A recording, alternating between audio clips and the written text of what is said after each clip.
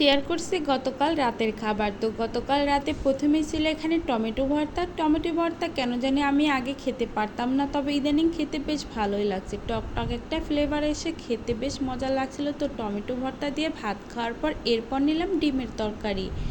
এটা আলু আর লাউ দিয়ে রান্না করা হয়েছিল। আর আমরা তো সবাই ডিম খেতে পছন্দ করি, আর সেটা যদি হয় আমার পছন্দের সবজি তাহলে তো কোনো কথাই নেই। লাউ আমার ভীষণই পছন্দ, তো লাউ দিয়ে ডিম দিয়ে খেতে ভীষণই মজা লাগছিল।